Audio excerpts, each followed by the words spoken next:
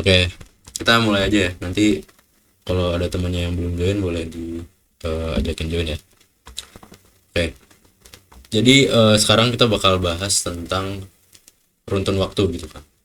Kemarin kita udah sempat bahas di sebelum UTS tentang pemodelan regresi itu sendiri gitu. Nah, sekarang kita bahas materi runtun waktunya gitu. Jadi kalau misalnya di runtun waktu atau time series itu observasinya itu harus dicatat berdasarkan waktunya gitu.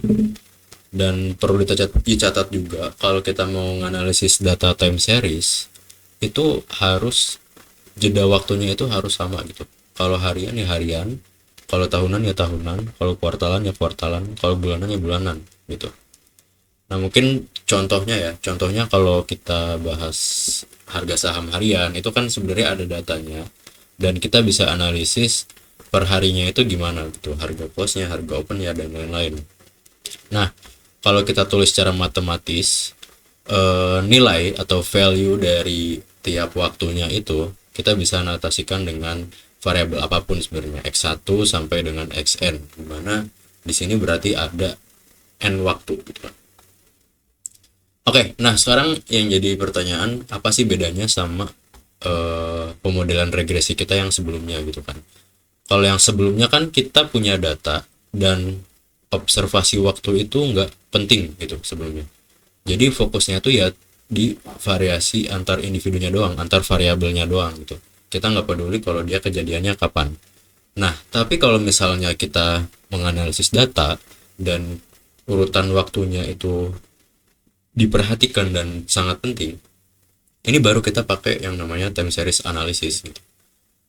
Nah, ya berarti kita fokusnya ke perubahan dari waktu ke waktu gitu. Terus di pemodelan biasa itu biasanya kita mengasumsikan independensi gitu antar variabelnya. Sementara kalau misalnya di runtun waktu nanti dia dependensinya, jadi dia ada dependensi gitu. Beda sama data biasa yang independen gitu, yang tidak saling terkait. Kalau ini terkait antar lag. Nah, nanti kita bakal bahas banyak juga tentang kata lag gitu. Jadi lag itu sendiri kayak contohnya ini. Mungkin aku bakal pakai analogi tentang harian ya. Kayak hari ini, hari besok, hari kemarin, atau hari 2 hari lalu gitu. Nah, jadi lag itu misalnya nanti ada tulisan lag 1 gitu ya. Lag 1 itu artinya kalau kita punya mengamati hari ini gitu. Lag 1 itu artinya hari esok atau hari kemarin gitu. Jadi jedanya itu satu waktu di antara waktu yang sedang kita amati. Kalau lag 2 berarti 2 hari kemarin gitu ya. Jadi lag itu didefinisikan kayak jeda antar waktunya gitu. Nah, dan ini bukan kumulatif ya. Artinya kalau lag 3 itu bukan hari ini, hari kemarin, 2 hari lalu sama 3 hari lalu, tapi kayak dari hari ini langsung ke hari kemarin gitu. Hari 3 hari lalu gitu. Jadi dia langsung loncat ke lag berapa gitu. Nah, ya contohnya ini, misalnya kalau di time series kayak ada data inflasi selama 100 bulan. Tapi kalau misalnya di data biasa ada pendapatan. Kak, ini direcord gak ya? Iya, direcord. Nanti aku upload YouTube ya, seperti biasa. Jadi nanti pendapatan 100 orang itu kan kayak nggak peduli dia pendapatannya di waktu apa. Nah, kalau kita notasikan secara umum gitu ya. Jadi data harian tadi yang ini kan dia sebuah random variable gitu. Nilainya nggak tetap. Karena dia random variable, kita bisa notasikan dia sebagai random variable xt dengan t-nya ini ada di interval waktu yang sedang kita amati gitu. Contohnya kalau kita mau ngamatin tahun 2025, ya udah si t-nya ini di antara rentang waktu sekian dan dia lengkap gitu dari setiap harinya. Nah, ya. Jadi time series itu punya kayak proses random variable yang lebih acak gitu ya intuisinya, karena kan dia kaitannya dengan forecasting gitu, peramalan. Kayak metode peramalan cuaca, forecasting weather itu sebenarnya pakai analisis dari time series juga gitu. Oke. Kemudian kalau kita bicara tentang runtun waktu itu biasanya ada yang namanya pola gitu. Pola itu nanti ada banyak. Ada yang oh ya, untuk mengidentifikasi sebuah pola itu kita harus melihat yang namanya levelnya dulu. Jadi kayak nilai rata-rata di sekitar data bergerak itu di mana gitu. Apakah kalau contohnya di nilai tukar rupiah gitu dengan dolar, apakah di 16.000, di 17.000 dan segala macamnya gitu. Kemudian kita lihat, kita identifikasi apakah ada tren atau enggak gitu. Jadi tren itu kayak kecenderungan naik atau turunnya gitu. Biasanya dalam jangka waktu yang lumayan panjang.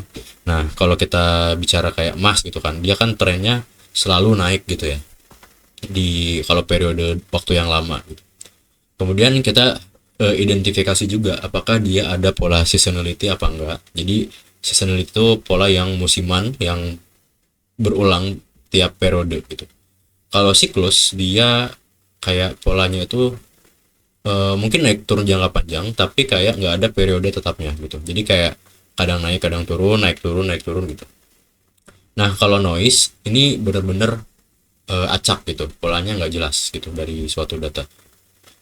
Nah kemudian kita juga bisa lihat ada outlier. Jadi outlier itu nilai ekstrim gitu ya yang berbeda dari pola umum. Misalnya ada satu nilai tukar rupiah, kalau misalnya hari ini masih misalnya 17.000, tiba-tiba besok kita di prank gitu, jadi tiba-tiba 8.000, besoknya lagi balik lagi ke 17.000. Nah berarti ini adalah suatu outlier gitu, mungkin kayak ada kejadian yang mungkin nggak sesuai dengan aslinya apa gimana gitu. Nah terus ada juga kita lihat adakah structural break apa enggak gitu. Jadi structural break itu kayak perubahan pola yang tiba-tiba dan nanti dia bedanya sama outlier. Kalau structural break itu kayak berpindah pola aja gitu. Kalau outlier kan dia tiba-tiba beda, tapi kalau structural break itu beda terus ngikutin tren setelahnya gitu. Contohnya mungkin kayak kalau ada data kayak gini tiba-tiba kayak gini terus kayak gini lagi. Nah ini masuknya ke structural break gitu. Nah dari tren sendiri ya, dari tren itu kayak kecenderungan jangka panjang suatu data untuk naik atau turun gitu. Contohnya ya nilai tukar USD, harga saham dan lain-lain. Kalau yang musiman itu biasanya berulang secara teratur dalam periode tertentu, kayak mingguan, bulanan, atau bahkan kuartalan gitu. Contohnya kayak kalau kita bicara tentang tiket gitu ya, tiket pesawat atau tiket kereta api, biasanya kan bakal melambungnya saat liburan gitu atau saat weekend. Kemudian klaim asuransi pada musim tertentu, terus misalnya konsumsi listrik yang ngikutin kayak hari kerja, nanti kalau akhir pekan dia bakal turun gitu. Data kuartalan yang mengikuti pola berulang setiap 4 kuartal gitu kan. Jadi dia tetap ngikutin periode per periode waktu gitu. Nah kemudian kalau di outlier itu nanti dia tiba-tiba beda gitu. Kayak contohnya kasusnya kalau di pandemi, kalau krisis ekonomi gitu, dia kan tiba-tiba berubah gitu ya. Oh, kalau krisis ekonomi ini sebenarnya masuknya ke structural break gitu, karena kan dia nggak bisa recovery dengan cepat ya. Contohnya kalau misalnya dari rupiah, contoh aja 5.000, tiba-tiba jadi 10.000, setelahnya itu nggak bakal balik ke 5.000 lagi gitu. Susah untuk memulihkan ke 5.000 lagi, makanya dia bakal berubah ke 10.000 dan kemungkinan trennya naik gitu. Jadi itu masuknya ke structural break gitu. Nah, contohnya di sini ada grafik yearly US tobacco production. Jadi di sini ada produksi tembakau di US secara tahunan.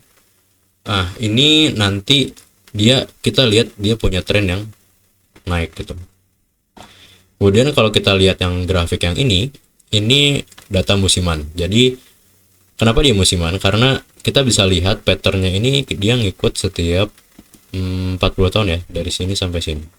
Jadi setiap 40 tahun dia ada naik sekali, terus ada diikutin dengan 3 kenaikan kecil, kemudian naik lagi, 3 kenaikan lagi, dan seterusnya. Dan ini secara konstan naik setiap 40 tahun gitu. Oke. Nah, ini adalah introduction to datanya juga gitu. Jadi biasanya kalau kita lihat soal-soalnya Bu Nurma itu kita biasanya disuruh untuk mengidentifikasi suatu grafik dan kita cerita gitu dari grafiknya tersebut, apakah ada tren naik, apakah ada pola musiman, apakah ada structural break dan lain-lain gitu. Oke, selanjutnya nanti kita bakal bahas banyak mengenai mean atau rata-rata gitu ya dari sebuah random variable xt tadi. Kemudian kita juga bakal bahas banyak tentang variansinya gitu. Seperti biasa.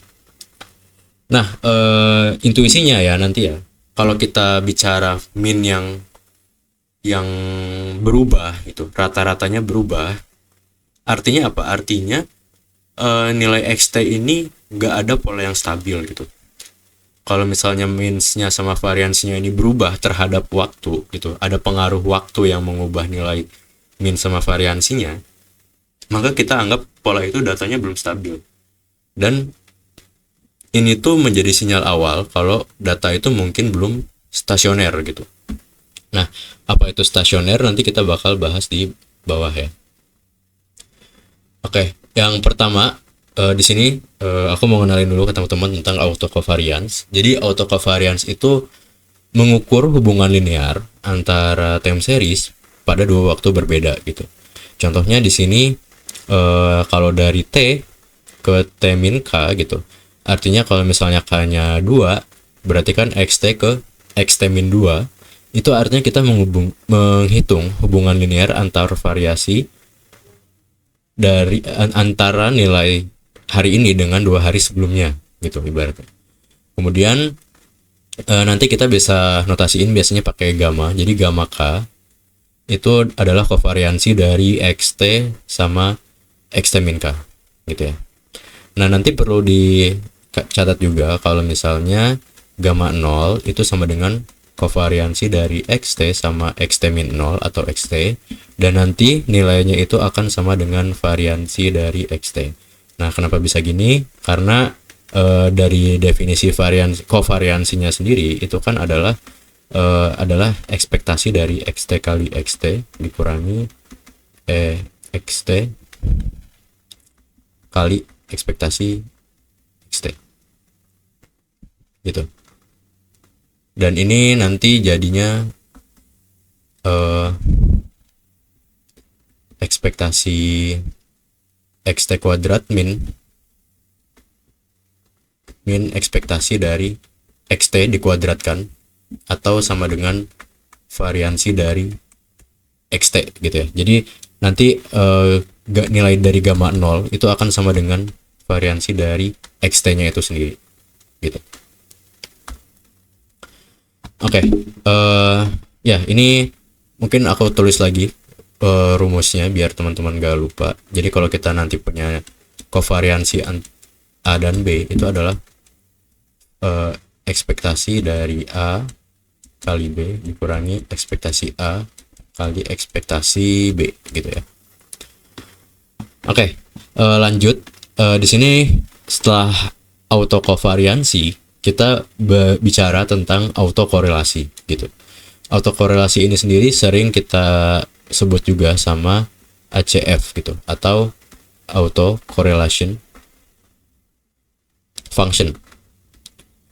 Jadi fungsi dari autokorelasi ini nanti kita notasikan pakai rho K itu adalah gamma K dibagi dengan gamma 0 gitu. Jadi nanti autokorelasi dari log K itu adalah autokovariansi dari log K dibagi dengan autokovariansi dari log 0. Jadi fungsinya ada 0 ini untuk menstandarisasi gitu. Menstandarisasi, menormalisasi biar nanti rentang dari nilainya itu di antara min 1 sama 1. Nah, kalau misalnya autokorelasinya itu lebih dari 0, artinya dia punya hubungan yang searah. Kalau kurang dari 0 berarti hubungannya berlawanan arah. Kalau dia mendekati 0, dia hubungannya itu lemah gitu terhadap leg tersebut. Nah, berarti di sini nanti nilai rho 0 itu kan berarti gamma 0 dibagi dengan gamma 0 ya, atau 1. Nah, jadi ini nanti yang menjadi dasar kalau kita lihat di ACF plot gitu ya. Itu biasanya kita ngelihat juga bahwa si autocovarian ACF-nya itu di log ke 0 itu akan selalu 1. Begitu. Nah, kira-kira apa aja yang harus dilihat kalau nanti soalnya ada ACF plot gitu. Nah, jadi ACF plot ini sering diadain di soal-soal yang terakhir gitu, di soal-soal UAS. Jadi kita suruh ngeinterpretasiin apa yang terjadi di situ. Kalau misalnya nanti ada batas signifikan, jadi batas signifikan itu nanti di garis putus-putusnya itu sendiri. Terus kita lihat nih, apakah ACF-nya ini turun perlahan atau langsung kecil setelah beberapa leg gitu. Terus kita lihat juga apakah ada pola berulang di rak tertentu apa enggak gitu. Terus kita lihat apakah ada indikasi musim tren, ada tren atau musiman gitu. Nah, nanti kalau kita lihat ACF plot yang turunnya itu sangat lambat gitu, ini menjadi indikasi data belum stasioner gitu. Jadi kalau ada ACF plot yang turunnya lambat, maka datanya itu belum stasioner. Contohnya kalau kita lihat plot ini nih, ini kan di laka 0. Nah, ini ya, lihat di laka 0 itu nilai ACF-nya 1 gitu, sesuai dengan yang perhitungan kita tadi gitu, di 1. Kemudian di lag pertama, di lag pertama ini dia nilainya adalah 0,5 sekian lah ya, 0,5 sekian. Dan di lag selanjutnya ini dia langsung di bawah garis signifikansi. Nah, kalau dia di bawah garis signifikansi gitu, berarti dia nggak ada hubungan yang kuat gitu dengan laka 0-nya gitu. Jadi yang kita observasi itu kan yang di sini ya. Ini observasi kita. Jadi ACF itu hubungannya itu langsung dari titik observasi ke titik lagnya gitu. Jadi kalau misalnya kita lihat di lag kedua ini artinya bukan autokorelasi dari lag 2 ke lag 1, tapi dari lag 2 ke lag 0 gitu. Begitupun yang ini 5 ke 0 langsung, bukan dengan waktu sebelumnya gitu ya. Jadi ini semuanya berhubungannya ke lag ke 0 gitu. Nah, kalau kita lihat dari sini, ini kan berarti apa? Interpretasinya dia memiliki autocovariant atau correlation function atau ACF-nya yang kuat pada lag pertama. Itu ya. Ini kuat pada lag pertama. Dia kuat pada lag pertama. Jadi artinya data hari ini itu berhubungan kuat dengan data kemarin. Tapi kalau kita lihat keduanya itu sangat lemah. Artinya apa? Data hari ini tuh nggak ada hubungannya sama data 2 hari kemarin gitu. Tapi data hari ini ada hubungannya kuat dengan data kemarin gitu ya. Nah, biasanya untuk model-model yang stasioner, nah ini berarti datanya adalah stasioner gitu. Nah, nanti model-model stasioner itu bentuk ACF-nya kurang lebih bakal kayak gini teman-teman. Jadi kayak ada dia munculnya di beberapa lag pertama doang gitu signifikannya. Nah, bagaimana dengan yang ini gitu? Kalau yang ini kan dia signifikansi semua nih gitu. Signifikan semua. Berarti ini apa? Ini data yang tidak stasioner gitu. Dia antar waktunya ini selalu kuat gitu. Jadi kita nggak bisa ngepredik waktu sekarang gitu karena terlalu kuat dengan semua data gitu. Kayak ibaratnya kita nggak punya acuan, kita harus ngeprediksi harga hari ini dengan harga yang hari keberapa gitu. Nah, ini yang bikin ambigu jadinya. Jadi dia tidak stasioner. Nah, sekarang kita bahas tentang stasionaritas. Jadi data stasioner itu memiliki pola probabilistik yang stabil gitu dari waktu ke waktu. Nah, jadi secara sederhana ya, nanti data stasioner itu punya means yang konstan, punya variansi yang konstan juga. Kemudian hubungan antar lag ini tidak berubah terhadap waktu gitu. Artinya lagnya itu nggak dipengaruhi sama waktu tidak dipengaruhi waktu.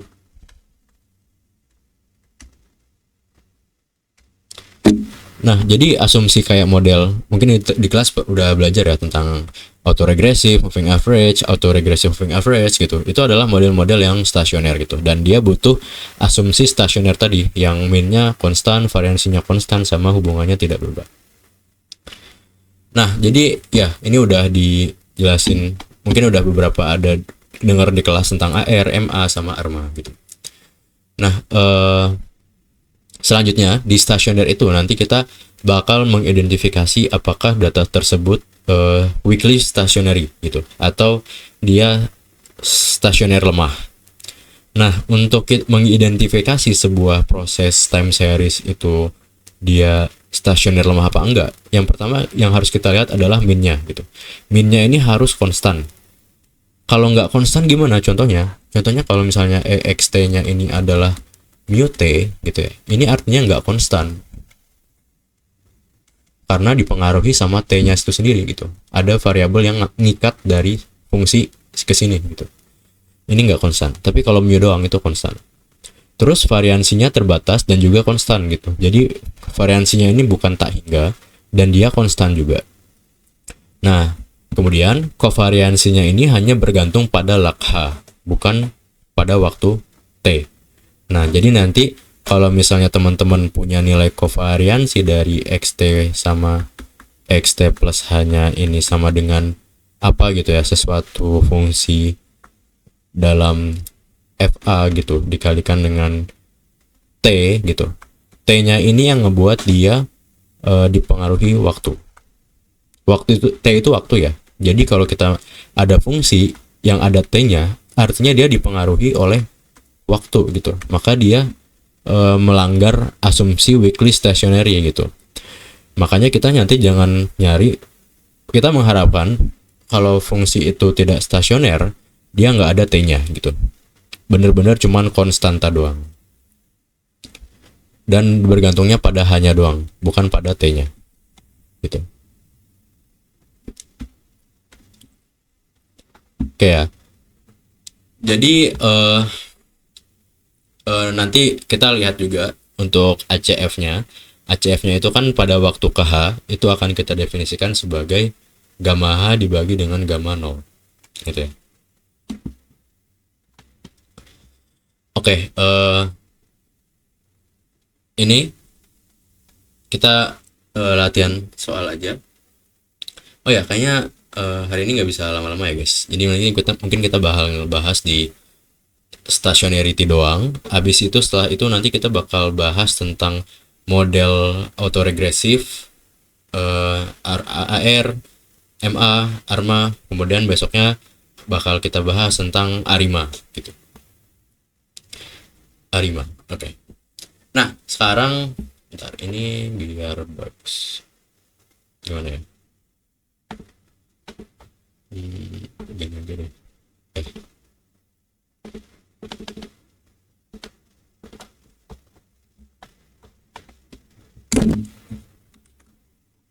Oke, di soal pertama ini ada di soal PPT kalian di kelas. Jadi misalkan xt adalah variabel random yang independen dengan xt-nya itu berdistribusi eksponensial 1 dengan t-nya itu ganjil.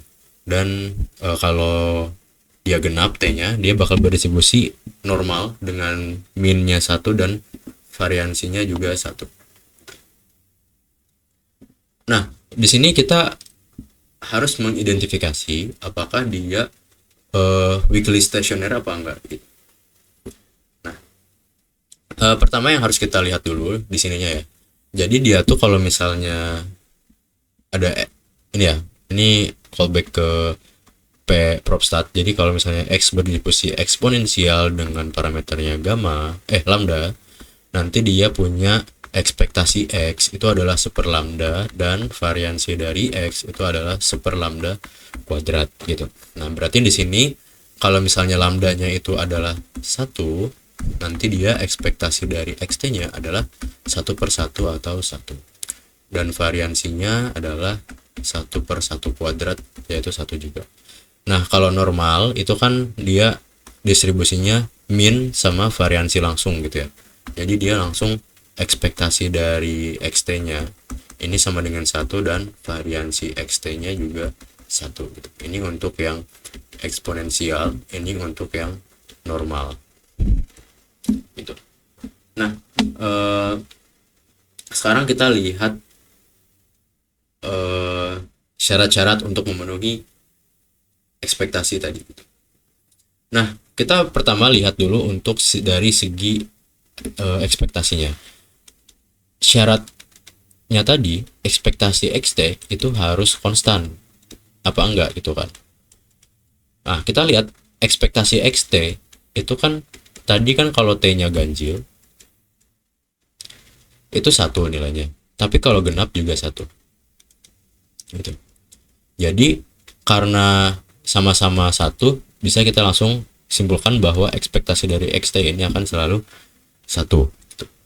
Nah, karena dia konstan itu kan 1, maka dia memenuhi syarat yang pertama gitu. Kemudian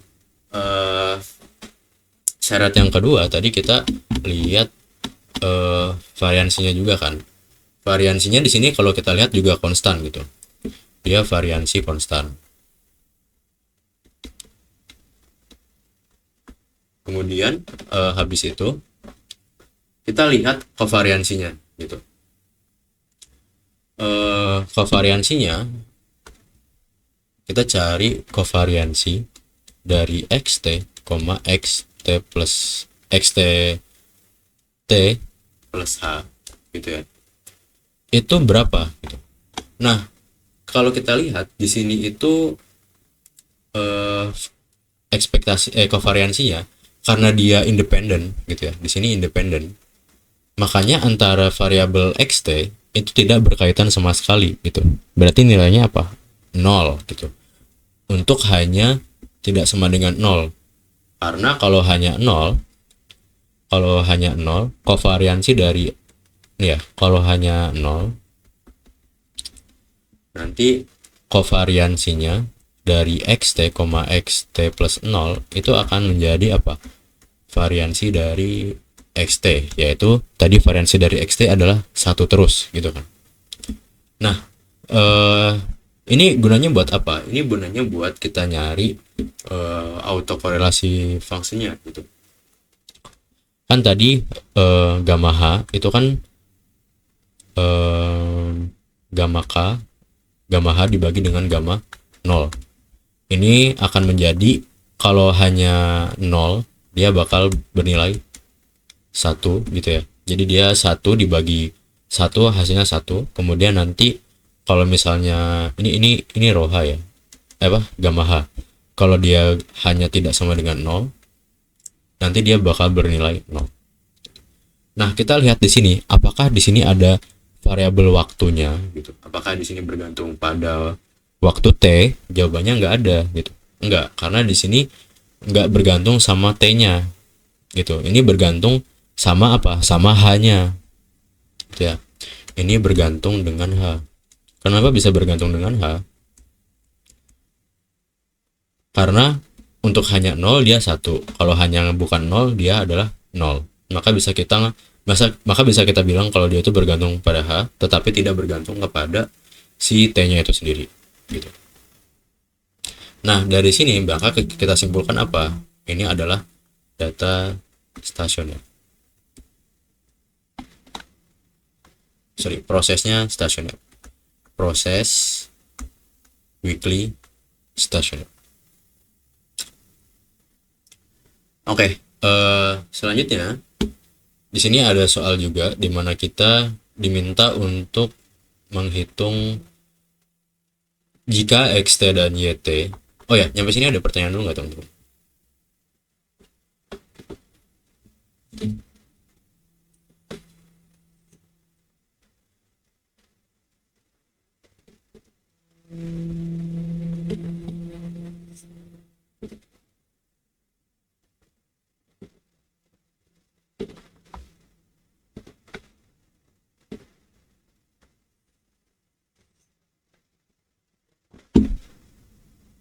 Oke, kalau aman kita lanjut ya.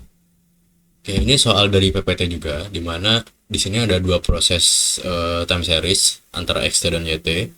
Kemudian di sini asumsinya mereka ini proses yang stasioner gitu. Jadi dia eh, ekspektasi dari XT kita misalin mu T gitu ya, sama ekspektasi dari YT itu adalah, sorry, ini mu X, ini mu Y gitu. Nah, terus kita dapat informasi juga bahwa ini tidak berkorelasi satu sama lain. Dia nggak ada korelasinya. Maka nanti dia kovariansinya 0 gitu ya. Kemudian kalau kita lihat syarat lainnya juga gitu kan. Dia punya kovariansi antara XT dengan XT plus H itu nanti ada nilainya, yaitu gamma XH. Kemudian kovariansi dari Y juga, YT sama YT plus H itu gamma dari gamma YH. Jadi dia ini adalah stasioner gitu. Kemudian dia nggak berkorelasi, dan di sini kita tujuannya membuktikan bahwa XT plus YT itu adalah proses stasioner gitu. Nah, jadi kita punya dua time series nih, XT sama YT. Kemudian kita gabungin jadi XT plus YT, apakah dia masih stasioner apa enggak gitu. Dengan fungsi kovariansinya ini sama dengan jumlahan dari fungsi kovariansi XT dan YT. Jadi nanti kovariansi functionnya itu bakal fungsi kovariansi itu artinya apa? ACF ya. Fungsi kovariansi ini artinya ACF. Berarti ini yang mau kita buktikan juga. Buktikan bahwa nanti si gamma dari X plus Y gitu ya, H, itu bakal jadi jumlahan fungsi kovariansi, yaitu kovariansi XT sama XT plus H ditambah kovariansi dari YT sama YT plus H gitu ya. Ini mau yang kita buktikan. Oke, yang pertama di sini harus kita lihat dulu. Misalnya kita buat variabel ZT gitu ya, itu penjumlahannya XT ditambah YT. Nah, kemudian ini kayaknya kegedean nih.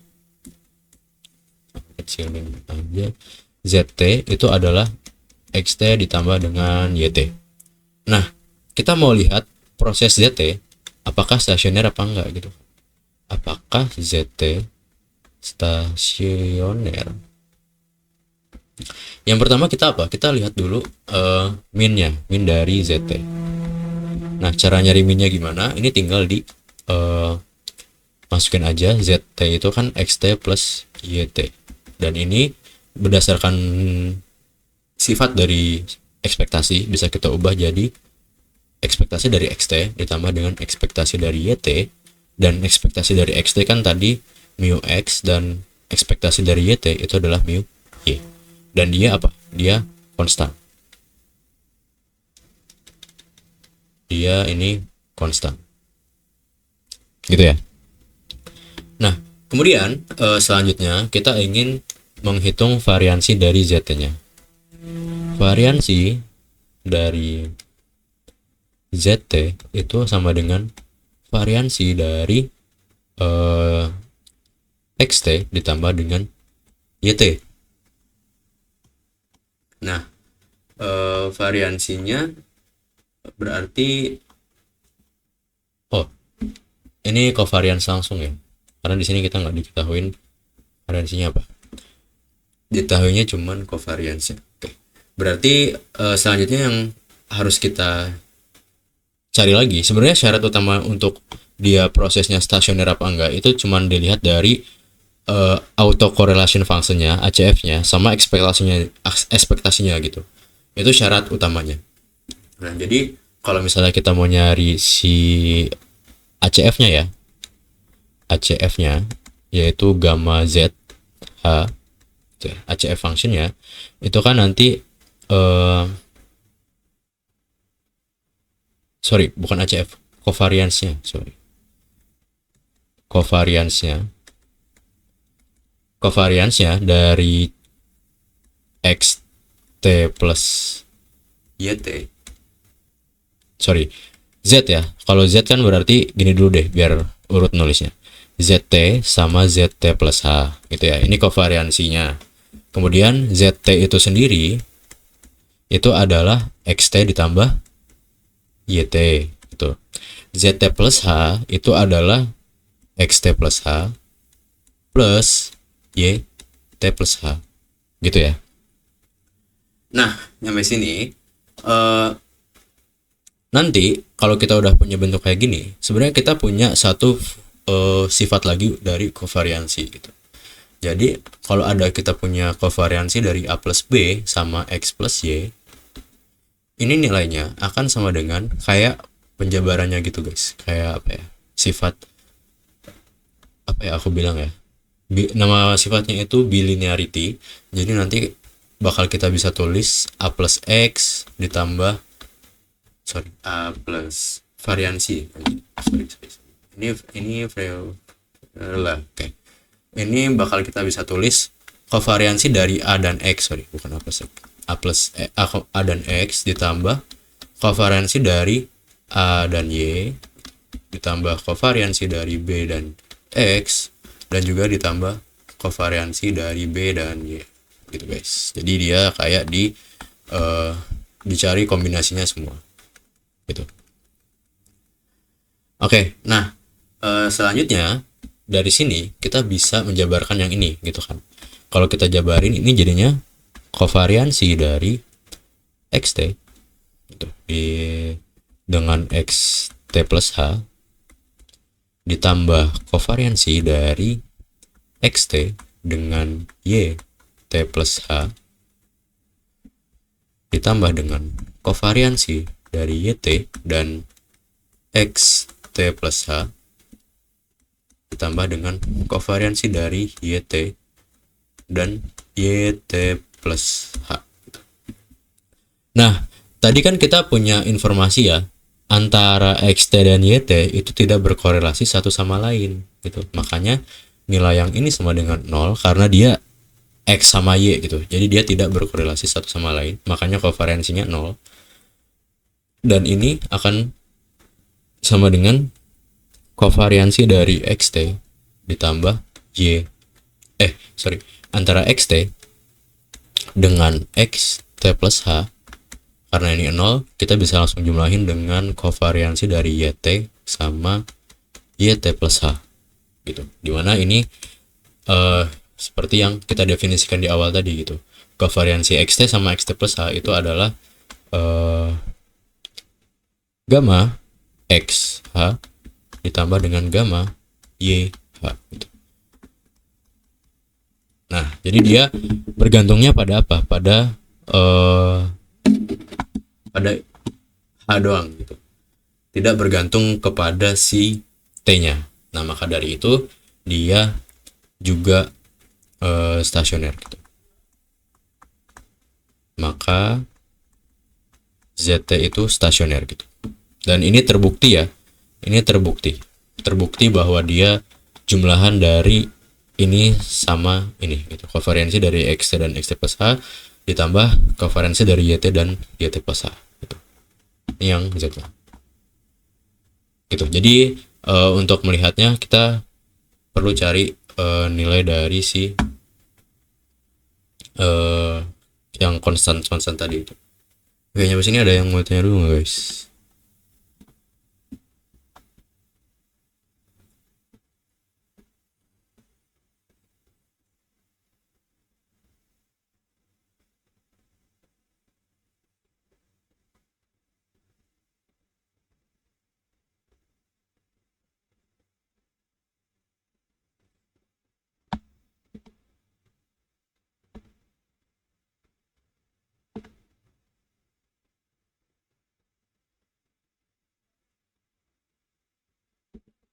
Nah, untuk masalah variansi, sebenarnya kita kalau nyari variansi juga bisa aja guys. Tapi kayak cukup dibuktikan. Jadi yang sebenarnya ya syarat utamanya itu Coba kita lihat di atas.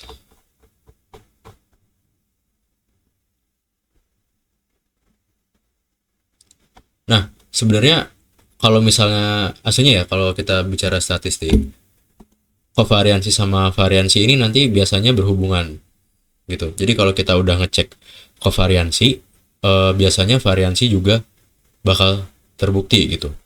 Kayaknya bukan biasanya juga sih, kayak udah pasti bakal terbukti gitu. Karena kovariansi kan ibaratnya tuh kayak dimensionnya gitu, dimensionnya dari variansi gitu. Karena kalau kovariansi itu kan kita bandingin dua dua waktu dan nanti asalnya balik lagi ke dari variansinya itu sendiri gitu. Jadi kalau misalnya dua udah, yang syarat dua ini nggak terbukti, otomatis kovariansi ini susah nanti untuk dibuktikan. Tapi kalau yang tiga ini udah dibuktikan, dua ini udah pasti bisa dibuktikan gitu. Jadi umumnya sih ngecek dua syarat utamanya itu mean sama kovariansi gitu. Jadi kayak kovariansi sama variansi ini bisa salah satu dibuktikan. Utamanya ya, utamanya si kovariansinya yang dibuktikan. Begitu.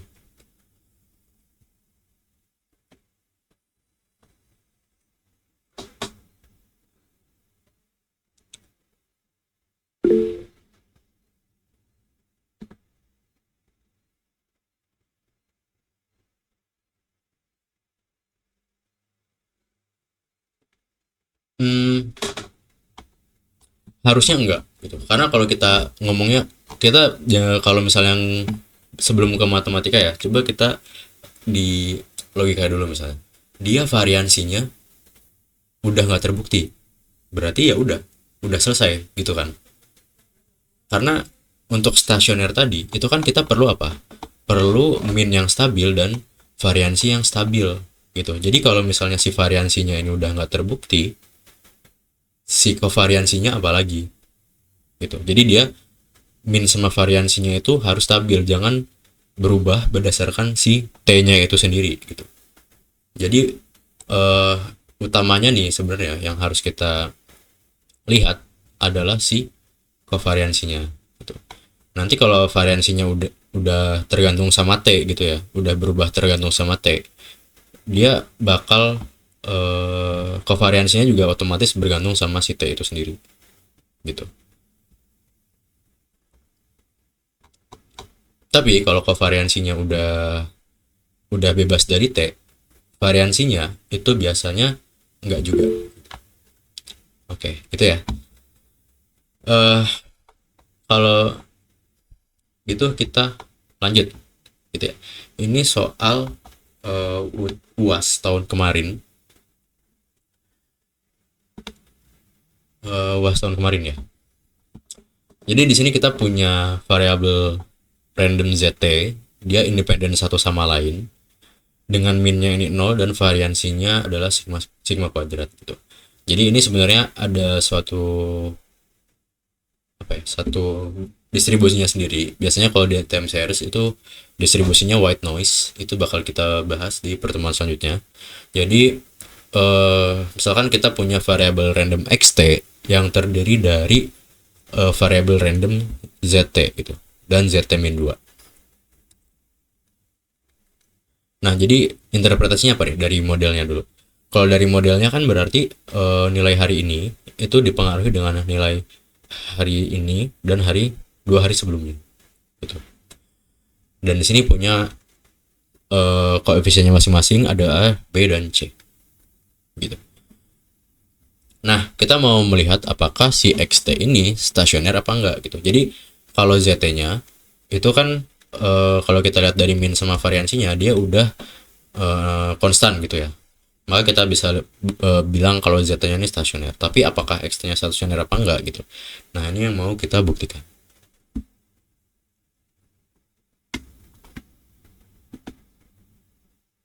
Oke, mungkin teman-teman boleh nyoba-nyoba dulu waktu berapa ya? 2 menit, 3 menit.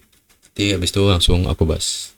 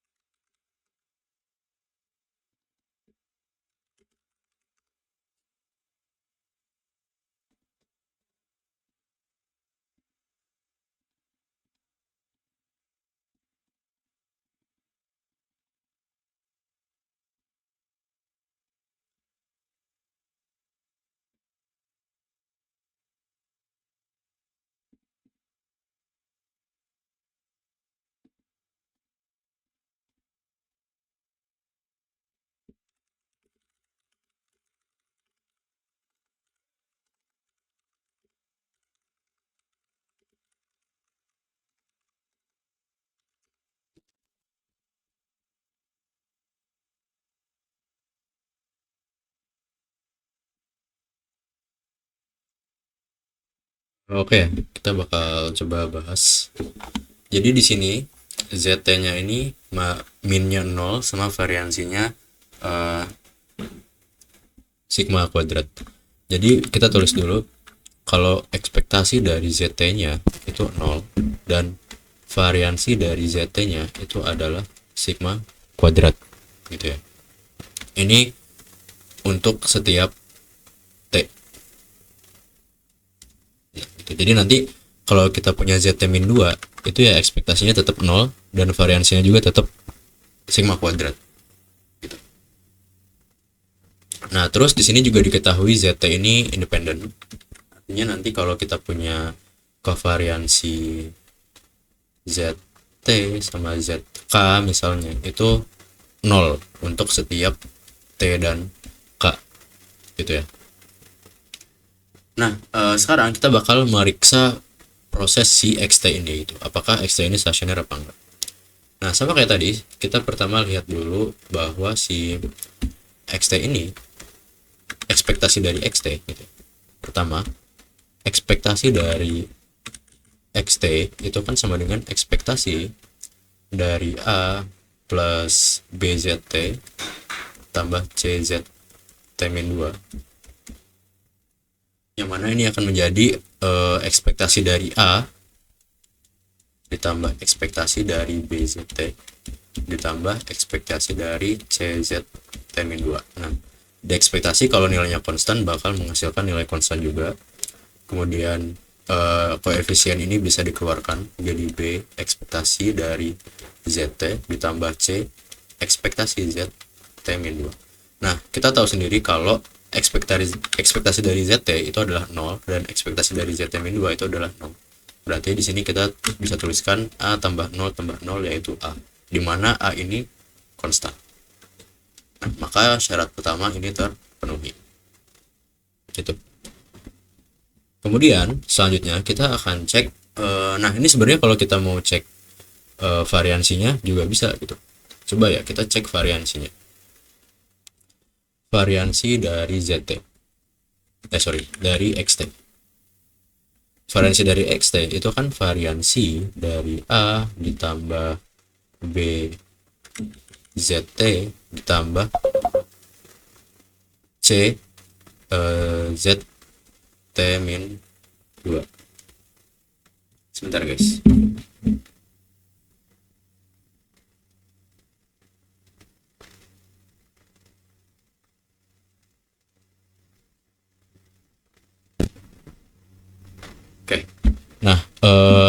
di variansi ini harus diingat lagi sifat-sifat variansi. Kalau kita punya variansi A ditambah BX gitu ya, ini nanti A nya ini nggak berpengaruh guys, jadinya B kuadrat variansi X gitu. Jadi koefisien dari random variabelnya jadi kuadrat.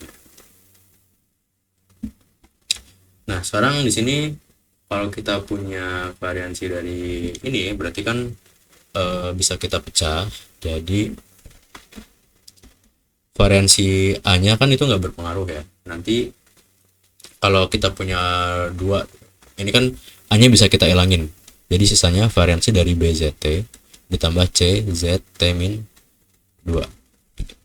Nah kalau ada variansi dari dua random variable X plus Y, itu jadinya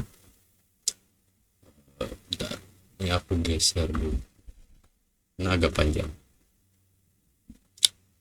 Ini akan menjadi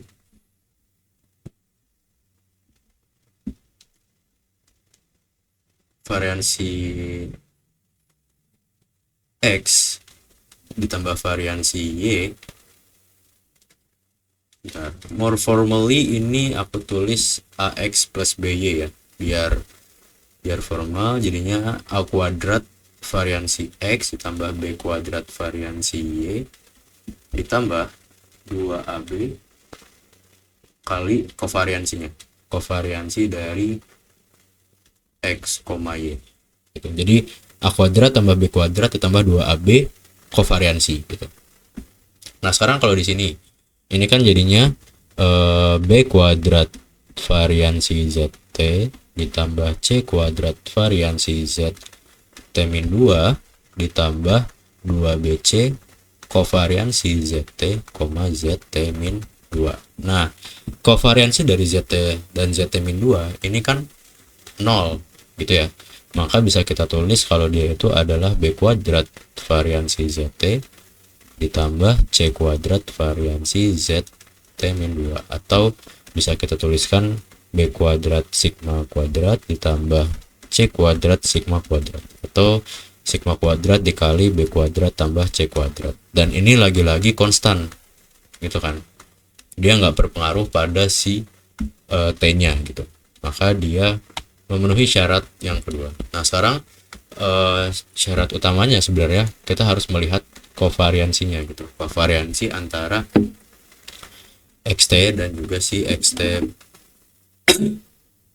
xt plus h gitu. Sama ini aku notasikan gamma ya, gamma x dari h itu kan kovariansi dari xt, xt plus h gitu. Nah untuk mencari ini kita jabarkan sekali lagi, ini agak panjang. Kovariansi xt itu kan tadi A ditambah BZT ditambah C ZT min 2 dengan apa, dengan A dan xt plus h ya. Xt plus h kan berarti A ditambah BZT plus h ditambah C ZT plus h min 2. Oke, semua nggak bingung koma sama tambahnya. Nah kemudian di kovariansi juga sama, si konstanta ini nggak ngaruh gitu, yang A ini. Nah, maka bisa kita hilangkan, nanti jadinya sisanya kovariansi dari BZT ditambah CZT min 2 dengan BZT plus H plus CZT plus H min 2 gitu ya. Nah ini sama pakai sifat yang sebelumnya juga, yang bilinearity pakai yang ini. Nah kalau kita jabarkan, ini akan menjadi kovariansi dari apa, dari BZT dengan BZT plus H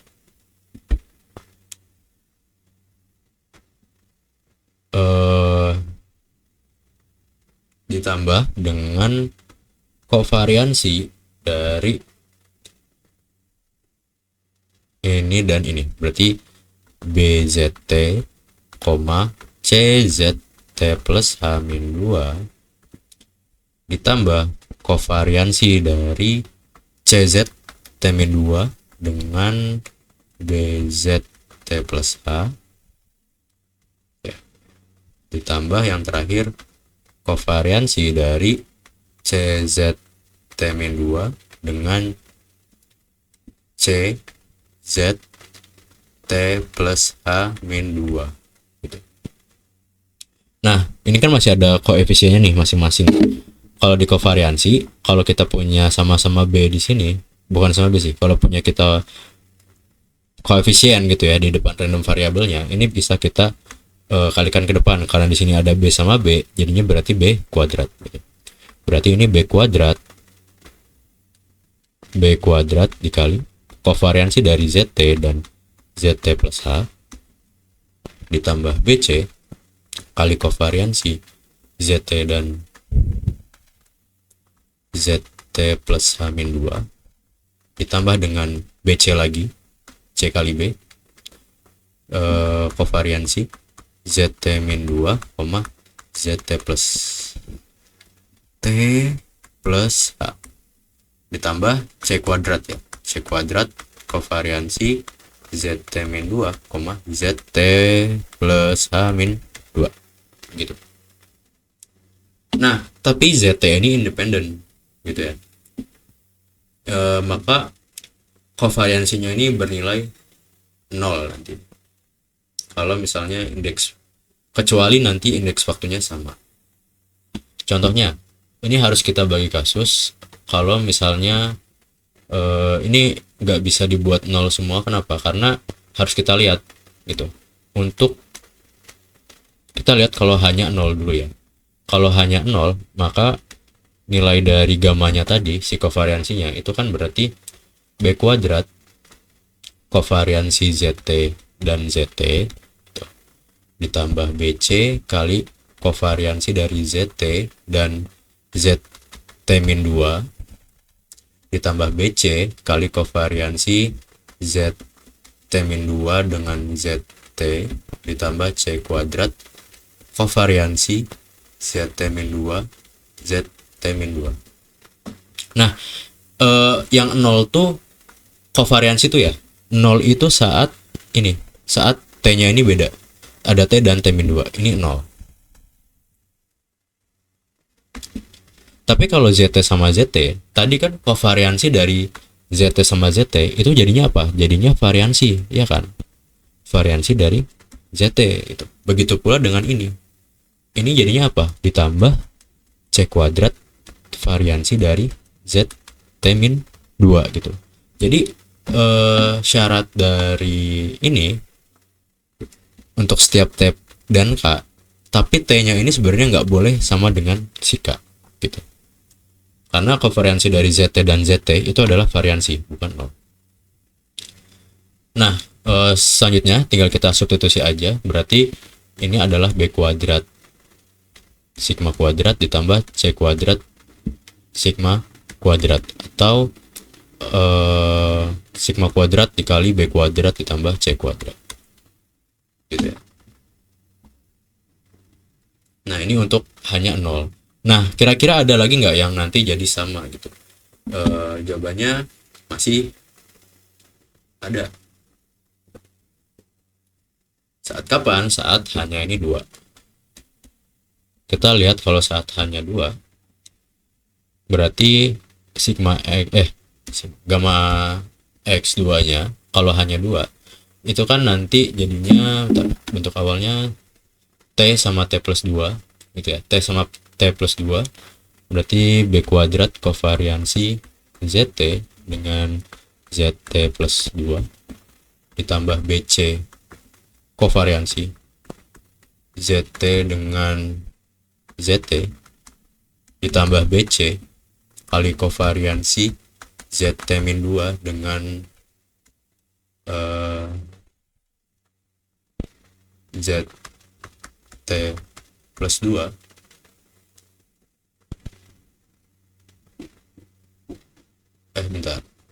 ZT hanya dua. Oh berarti ini ZT. Oh ya benar, ZT min 2 dengan T plus 2, kemudian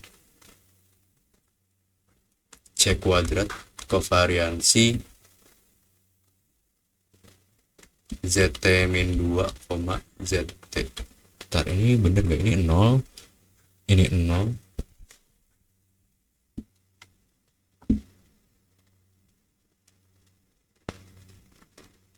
Oh ya, ini semuanya 0 ya.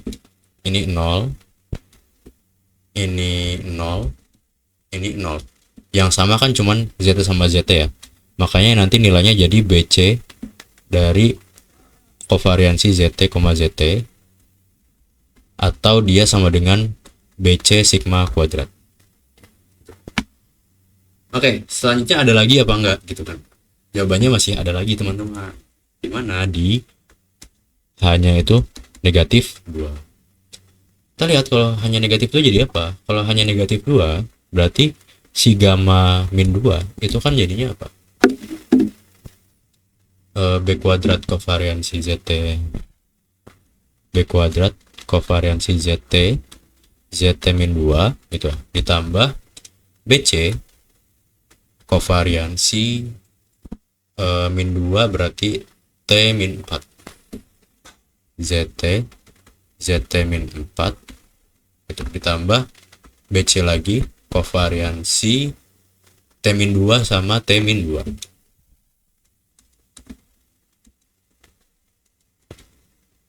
Ditambah C kuadrat kovariansi ZT min 2 dengan ZT min 4. ZT min 2, ZT min 4, dan ini hasilnya akan sama dengan ini 0 gitu ya. Dan ini juga 0, ini juga 0. Sisanya apa? Cuman BC doang. BC kovariansi dari ZT min 2 sama ZT min 2. Karena dia sama, makanya jadi variansi BC variansi ZT min 2, yang artinya dia nilainya adalah BC sigma kuadrat. Nah, dari sini udah selesai nih, nggak ada kasusnya lagi. Artinya, si nilai gamma XH ini sendiri itu akan menjadi pertama B kuadrat plus C kuadrat sigma kuadrat kalau hanya nilainya 0. Tapi kalau hanya 2, dia jadinya BC sigma kuadrat. Kalau hanya min 2 sama, dia hasilnya juga BC sigma kuadrat. Kalau selain itu, hal lainnya itu adalah 0 gitu. Karena dia ngikutin, pasti bakal berbeda terus kan antara T dengan setelahnya. Nah, kita lihat apakah ini bergantung pada T apa enggak gitu. Dia tidak bergantung pada T, artinya syarat ini juga terpenuhi. Begitu. Nah, kesimpulannya apa? Karena 3 syarat ini terpenuhi, makanya XT adalah proses stasioner. Begitu.